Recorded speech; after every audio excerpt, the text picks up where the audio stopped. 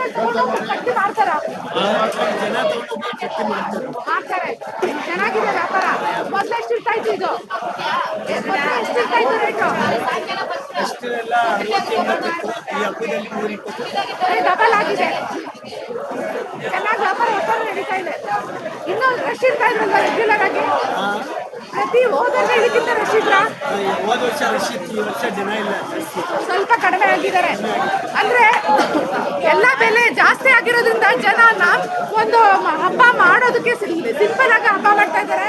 Sir ಹೇಗಿದೆ sir? ಹೂ ಕೊಂಡ್ಕೊಂಡ್ರ ಹೇಗಿತ್ತು?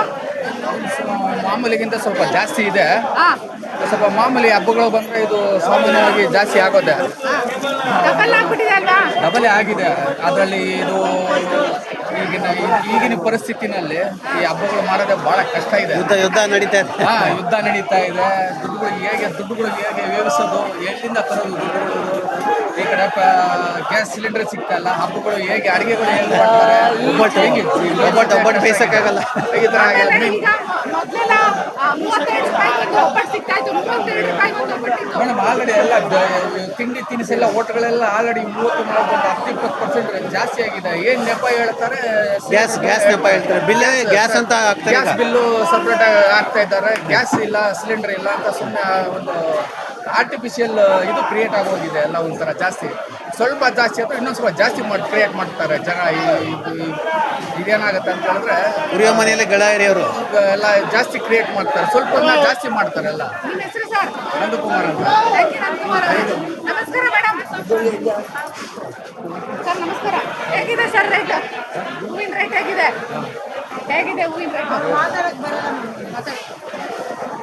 ನೋಡ್ತಾ ಇದ್ದೀರಾ ವೀಕ್ಷಕರೇ? ಅಂದ್ರೆ ಇವಾಗ ಸ್ವಲ್ಪ ಜನ ತೆಗೆದುಕೊಳ್ಳ, ಅಂದ್ರೆ ಜನ ಇವಾಗ ಜಾಸ್ತಿ ಸಂದರ್ಭದಲ್ಲಿ ಜಾಸ್ತಿ ಖರ್ಚು ಮಾಡ್ಬೇಕಾ? ಗ್ಯಾಸ್ ಇಲ್ಲ, ಗ್ಯಾಸು ಮುಂದಿನ ದಿನಗಳಲ್ಲಿ ಹೇಗಿರುತ್ತೆ ಅನಿಶ್ಚಿತತೆ ಇದೆ. ಆದ್ರಿಂದ ಜನ ಕೊಂಡುಕೊಳ್ಳೋದ್ರಲ್ಲಿ